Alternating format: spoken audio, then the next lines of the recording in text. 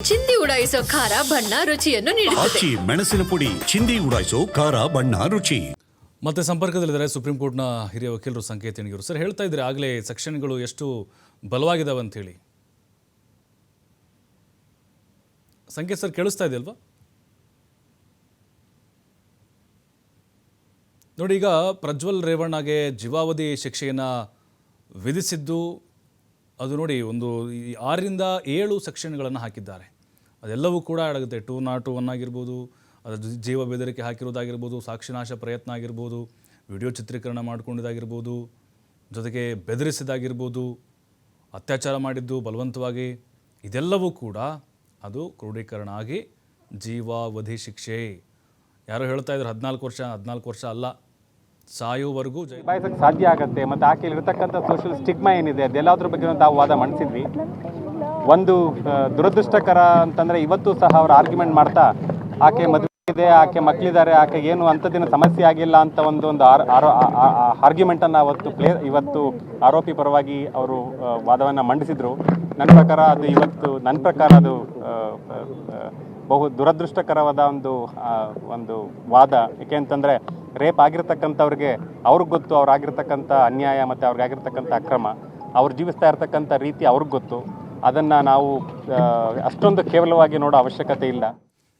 ಮತ್ತೆ ಸಂಪರ್ಕದಲ್ಲಿದ್ದಾರೆ supreme court ಹಿರಿಯ ವಕೀಲರು ಸಂಕೇತ್ ಎಣಿಗೇರು. ಸರ್, ಈಗ ಕಾನೂನಾತ್ಮಕವಾಗಿ ಮುಂದೆ ಯಾವ ರೀತಿ ಅವಕಾಶಗಳು, ಹೈಕೋರ್ಟ್ ಅದರ ಬಗ್ಗೆ ಚಾಲೆಂಜ್ ಮಾಡಲಿಕ್ಕೆ ಅವಕಾಶಗಳಿದೆ ಸರ್? ಎಷ್ಟರ ಮಟ್ಟಿಗಿದೆ?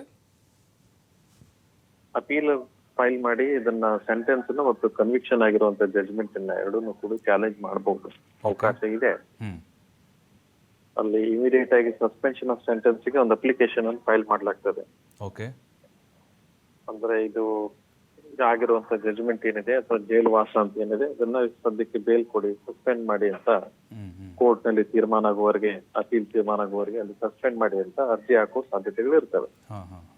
ಹಾಗೇನಾದ್ರು ಹಾಕಿದಲ್ಲಿ ಇದು ಸಮಂಜಸವಾದ ಪ್ರಕರಣ ಅಥವಾ ಇದು ಸಮಂಜಸವಾದ ಕಾರಣಗಳು ಇದಾವ ಅಂತ ಪರಿಶೀಲಿಸಿ ಕೋರ್ಟ್ ಏನಾದ್ರೂ ಅವಶ್ಯಕತೆ ಇದ್ರೆ, ಅಕಸ್ಮಾತ್ ಸಂಬಂಧಿಸಿದ ಕಾರಣಗಳಿದ್ರೆ, ಕಾನೂನಾತ್ಮಕವಾಗಿ ಆತರ ಒಪ್ಪೋ ತರ ಇತ್ತು ಅಂತಂದ್ರೆ ಅವ್ರು ಸೆಂಟೆನ್ಸ್ ಅನ್ನ ಸಸ್ಪೆಂಡ್ ಮಾಡಿ ಅವ್ರನ್ನ ಬೇಲ್ ಮೇಲೆ ಬಿಡಬಹುದು. ಆದ್ರೆ ಈ ಎಲ್ಲಾ ವಿಚಾರಗಳನ್ನ ಸಂಪೂರ್ಣವಾಗಿ ಪರಿಶೀಲನೆ ಮಾಡೋವರೆಗೆ ಯಾವುದೇ ತೀರ್ಮಾನಕ್ಕೆ ಕೋರ್ಟ್ ತೆಗೆದುಕೊಳ್ಳೋದು ಸ್ವಲ್ಪ ಕಷ್ಟ ಆಗುತ್ತೆ. ಬಟ್ ಸದ್ಯದ ಮಟ್ಟದಲ್ಲಿ ಸಾಕಷ್ಟು ಡಿಟೇಲ್ಡ್ ಆಗಿ ಚಾರ್ಜ್ ಶೀಟ್ ಇರೋದ್ರಿಂದ ಆ ಸಾಧ್ಯತೆಗಳು ಅಥವಾ ಬೇಲ್ ಕೊಡೋದಾಗ್ಲಿ, ಸೆಂಟೆನ್ಸ್ ಸಸ್ಪೆಂಡ್ ಮಾಡೋ ಸಾಧ್ಯತೆಗಳು ತುಂಬಾ ವಿರಳವಾಗಿ ಕಾಣ್ತಾ ಇದಾವೆ. ಸರ್, ಈಗ ಕಾನೂನು ಮೇಲೆ ಜನಸಾಮಾನ್ಯರಿಗೆ ಈ ಪ್ರಕರಣದಿಂದಾಗಿ, ಈ ಐತಿಹಾಸಿಕ ತೀರ್ಪಿನಿಂದಾಗಿ ನಂಬಿಕೆ ಜಾಸ್ತಿ ಆಗುತ್ತೆ ಅಂತ ಅನ್ನಿಸ್ತಾ ಇದೆ ಸರ್. ಯಾಕಂದರೆ ಐತಿಹಾಸಿಕ ನಮ್ಮ ಕರ್ನಾಟಕದ ಇತಿಹಾಸದಲ್ಲಿ ನೋಡೋದಾದರೆ, ಅದು ಈ ರಾಜಕೀಯ ಮುಖಂಡರು ಅಥವಾ ರಾಜಕೀಯ ನಾಯಕರ ವಿಚಾರಕ್ಕೆ ನೋಡೋದಾದರೆ ಇದೊಂದು ಮೊದಲ ಕೇಸ್ ಅಂತ ಅನ್ನಿಸ್ತಾ ಇದೆ ಸರ್, ಇದು ಜೀವಾವಧಿ ಶಿಕ್ಷೆ ಆಗಿರೋದು. ಹೌದು, ಇದೊಂದು ಪ್ರಮುಖವಾದ ಪ್ರಕರಣ 2-3 ಉದ್ದೇಶಗಳಿಂದ. ಒಂದು, ಒಬ್ಬ ಸಾಮಾನ್ಯ ಮಹಿಳೆ ಕೋರ್ಟ್ ಮೆಟ್ಟಲು ಹತ್ತದೇ ಇರುವಂತ ಒಂದು ಪ್ರಕರಣ. ಜೀವದ ಭಯ ಇರಬಹುದು, ಅಥವಾ ಎದುರುಗಡೆ ಇರುವಂತ ವ್ಯಕ್ತಿ ಆರೋಪ ಮಾಡಿದಂತವ್ರು ಪ್ರಬಲವಾಗಿರಬಹುದು, ದುಡ್ಡಿನಿಂದ ಆಗಿರ್ಬೋದು, ಅಧಿಕಾರದಿಂದ ಆಗಿರ್ಬೋದು, ರಾಜಕೀಯವಾಗಿ ಆಗಿರ್ಬೋದು, ಅಥವಾ ಮತ್ತೊಂದು ಯಾವುದೇ ರೀತಿಯಿಂದ ಆ ಭಯದಿಂದ ಹಲವಾರು ಬಾರಿ ಅವಳ ಮೇಲೆ ಬಲಾತ್ಕಾರ ಅಥವಾ ಅತ್ಯಾಚಾರ ಆದ್ರೂ ಕೂಡ ಪ್ರಕರಣ ದಾಖಲೆ ಇದ್ದಂತ ಹೆಣ್ಮಗಳ ಮನಸ್ಥಿತಿ ಅಥವಾ ಭಯದ ವಾತಾವರಣದಲ್ಲಿ ಇದ್ದಂತವಳಿಗೆ ನ್ಯಾಯ ಅವಳ ಬಾಗಿಲಿಗೆ ಹೋಗಿ ದೊರಕಿದೆ ಅಂತಂದ್ರೆ ಅದಕ್ಕಿಂತ ದೊಡ್ಡ ನ್ಯಾಯದಾನ ಮತ್ತೊಂದಿಲ್ಲ ಅಂತ ನನ್ನ ಭಾವನೆ. ಇದು ಒಂದು. ಎರಡನೇದು, ಅವಳ ಪರಿಸ್ಥಿತಿ, ಅವಳ ಮನಸ್ಥಿತಿ ಅತ್ಯಾಚಾರ ಆದಾಗ ಅಥವಾ ನಂತರದ ಮನಸ್ಥಿತಿ, ಅವಳ ಜೀವದ ಹೆದರಿಕೆ ಆಗ್ಲಿ ಅಥವಾ ಬದುಕೋ ರೀತಿ ಆಗ್ಲಿ, ಯಾವ ಕಷ್ಟದಲ್ಲಿ ಅವಳು ಬಳಲ್ತಾ ಇರ್ತಾಳೋ, ಅವಳ ಬಳಲಿಕೆ ಅನ್ನೋದು ಏನಿರ್ತದೆ ಅಲ್ಲ, ಅದನ್ನ ಶಬ್ದಗಳಲ್ಲಿ ವರ್ಣಿಸಕ್ ಸಾಧ್ಯ ಇಲ್ಲ ನಾವೆಲ್ಲ. ಆ ದುಃಖ ಅನುಭವಿಸಿದವರಿಗೆ ಗೊತ್ತು.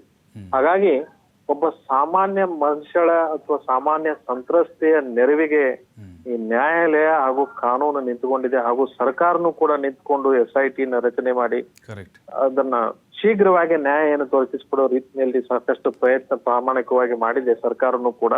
ಅವ್ರಿಗೂ ಕೂಡ ಸಾಮಾನ್ಯರು ಬಹಳ ನಿಟ್ಟಿಸರು ಬಿಡುವಂತ ಒಂದು ವಿಚಾರ ಹಾಗೂ ನಂಬಿಕೆಯನ್ನು ಹುಟ್ಟುವಂತ ಒಂದು ವಿಚಾರ ಅಂತ ನನ್ನ ಅಭಿಪ್ರಾಯ. ನ್ಯಾಯಾಲಯ, ನ್ಯಾಯ ದೇಗುಲ ಅಥವಾ ನ್ಯಾಯ ಅನ್ನೋದು ದೇವಸ್ಥಾನ ಇದ್ದಂಗೆ ಯಾವ ರೀತಿ ಹೇಳ್ತಾ ಇದ್ರು, ಆ ನಂಬಿಕೆ ಮತ್ತೆ ನ್ಯಾಯಾಲಯದ ಮೇಲೆ ಉಳಿತು ಅಂತ ನನ್ನ ಅಭಿಪ್ರಾಯ ಇದರಿಂದ. ನಿಜ ಸರ್. ಫೈನಲಿ ಸರ್, ಇನ್ನೊಂದು ಅಧಿಕಾರ, ಹಣಬಲ, ತೋಳ್ಬಲ, ಜನಬಲ ಅಥವಾ ಬ್ಯಾಕ್ಗ್ರೌಂಡು ಇದ್ಯಾವುದು ಕಾನೂನು ಮುಂದೆ ಲೆಕ್ಕಕ್ಕೆ ಬರಲ್ಲ, ಉಪ್ಪು ತಿಂದವ್ರು ನೀರು ಕುಡಿಲೇಬೇಕು ಅನ್ನೋದು ಸಾಬೀತಾಯ್ತು ಸರ್ ಅಂತ? ಹೌದು.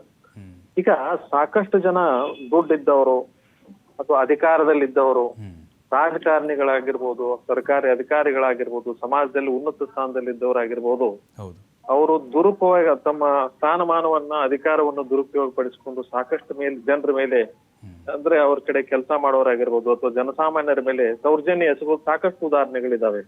ಅಂತವ್ರಿಗೆ ಇದೊಂದು ಎಚ್ಚರಿಕೆ ಗಂಟೆ. ಸಾಮಾನ್ಯರು ಅಬಲರಲ್ಲ, ಸಬಲರು, ಅವ್ರ ಜೊತೆ ಕಾನೂನು ಇದೆ, ಸರ್ಕಾರ ಇದೆ ಅಂತ ತೋರಿಸ್ಕೊಡೋ ನಿಟ್ಟಿನಲ್ಲಿ ಮತ್ತೆ ಕೋರ್ಟ್ಗಳಿದಾವೆ, ಅವರ ಸಮಸ್ಯೆಗೆ ಯಾವಾಗ್ಲೂ ಅವ್ರ ಜೊತೆಗೆ ನಿಂತ್ಕೊಂತವೆ ಅನ್ನೋದ್ರ ಬಗ್ಗೆ ನಂಬಿಕೆ ಹುಟ್ಟುವಂತ ಇದೊಂದು ಪ್ರಕರಣ. ಮತ್ತು ತಪ್ಪಿತಸ್ಥರು ಯಾರೇ ಎಷ್ಟೇ ದೊಡ್ಡವರಿದ್ರು ಕಾನೂನಿಗೆ ಎಲ್ಲರೂ ಸಮ, ಎಲ್ಲರೂ ಶಿಕ್ಷೆ ಅನುಭವಿಸಲೇಬೇಕು ಅನ್ನೋದೇನಿದೆ ಅಲ್ಲ, ಆ ನಿಟ್ಟಿನಲ್ಲಿ ಇದೊಂದು ಪ್ರಕರಣ ಮಾದರಿಯಾಗಿದೆ ಅಂತ ನಾನು ಹೇಳ್ತೇನೆ. ನಿಜ ನಿಜ ಸರ್. ಇನ್ನೊಂದು, ಈ ಜೀವಾವಧಿ ಶಿಕ್ಷೆ ಕೆಲವೊಬ್ರು ಹೇಳ್ತಾ ಇದ್ರು, ಜೀವಾವಧಿ ಅಂತ ಹೇಳಿದ್ರೆ ಜೀವಿತಾವಧಿವರೆಗೂ ಅಂದ್ರೆ ಸಾಯೋವರೆಗೂ ಕೂಡ ಜೈಲಲ್ಲೇ ಇರಬೇಕಾಗತ್ತೆ ಅಂತ ಒಂದು. ಇನ್ನೊಂದು ಕೆಲವೊಬ್ರು ಇಲ್ಲ 14 ವರ್ಷ ಅಥವಾ ಸರ್ಕಾರ ಮಾಫಿ, ಈ ಥರದ ಚರ್ಚೆಗಳಾಗ್ತಿದೆ ಸರ್. ಇದ್ರ ಬಗ್ಗೆ ಸ್ವಲ್ಪ ಕ್ಲಾರಿಟಿ ಕೊಟ್ಬಿಡಿ ಸರ್. ನೋಡಿ, 2 ಸೆಕ್ಷನ್ಗಳಲ್ಲಿ ಅದರಲ್ಲಿ ಪ್ರಾಸಿಕ್ಯೂಷನ್ ಆಗಿರೋದು, ಚಾರ್ಜಸ್ ಇರೋದು. Yes sir.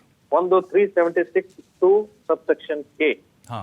ಕೆ ಅಂತಂದ್ರೆ ಒಬ್ಬ ಅಧಿಕಾರಿ ಅಥವಾ ಮೇಲೆ ಇರುವಂತ ಪಬ್ಲಿಕ್ ಸರ್ವೆಂಟ್ ಆಗ್ಲಿ ಅಥವಾ ಮತ್ತೆ ಯಾವ್ದಾದ್ರು ವ್ಯಕ್ತಿ ತನ್ನ ಕೈ ಕೆಳಗಡೆ ಇರುವಂತ ಒಬ್ಬ ಅಧಿಕಾರಿ ಆಗಿರ್ಬೋದು, ಕೆಲಸದವರಾಗಿರ್ಬೋದು, ಅವ್ರನ್ನ ಅಂದ್ರೆ ಮೇಲೆ ಇರುವಂತ ವ್ಯಕ್ತಿ, ಸುಪೀರಿಯರ್ ಪೊಸಿಷನ್ ದಲ್ಲಿ ಇರುವಂತ ವ್ಯಕ್ತಿ, ಡಾಮಿನೆಂಟ್ ವ್ಯಕ್ತಿ, ಅಬಲೆ ಅಥವಾ ಸಬಲತೆ ಇಲ್ಲದಂತ ವ್ಯಕ್ತಿ ಮೇಲೆ ಬಲಾತ್ಕಾರ ಮಾಡೋದು ಏನಿದೆ ಅದಕ್ಕೆ ಸಂಬಂಧಪಟ್ಟಂಗೆ ಇಂಪ್ರಿಸನ್ಮೆಂಟ್ ಫಾರ್ ಲೈಫ್ ಅಂತ ಒಂದು ಪನಿಷ್ಮೆಂಟ್ ಇದೆ, ಜೀವಾವಧಿ ಶಿಕ್ಷೆ ಅಂತ. ಎರಡನೇ ಸೆಕ್ಷನ್ ಇನ್ನೊಂದೇನಿದೆ 376(2)(n) ಅಂತ ಏನಿದೆ, ಅದರಲ್ಲಿ ಪದೇ ಹಲವಾರು ಬಾರಿ ಬಲಾತ್ಕಾರ ಮಾಡಿದ್ದರೆ ಅದಕ್ಕೆ ಸಂಬಂಧಪಟ್ಟಂಗೆ ಮಿನಿಮಮ್ 10 years ಇಂಪ್ರಿಸನ್ಮೆಂಟ್ ಇದೆ. Correct. Maximum it can be extended to the imprisonment for life ಅಂತ ಹೇಳ್ತಾರೆ. ಇಂಪ್ರಿಸನ್ಮೆಂಟ್ ಫಾರ್ ಲೈಫ್ ಅನ್ನೋದನ್ನು ಕೂಡ ಎಷ್ಟು ಅಂತ ವ್ಯಾಖ್ಯಾನ ಮಾಡಿದ್ದಾರೆ ಅದರಲ್ಲಿ, ಜೀವನದ ಕೊನೆಯವರೆಗೆ, ನಿಜ ಜೀವಿತಾವಧಿ ಅಂತ ಅದರಲ್ಲಿ ಸ್ಪಷ್ಟ ಹೇಳ್ತಾರೆ. Usually imprisonment for life is presumed to be 14 years ಅಥವಾ 21 years depending upon the section. Correct sir. ಇದ್ರ ಬಗ್ಗೆ ಕೂಡ ಕ್ಲಾರಿಟಿ ಬೇಕಾಗಿತ್ತು. ಧನ್ಯವಾದ ಸರ್. ಧನ್ಯವಾದ ತಮಗೆ ಮಾಹಿತಿಯನ್ನು ಕೊಟ್ಟಿದ್ದಕ್ಕೆ ಸರ್.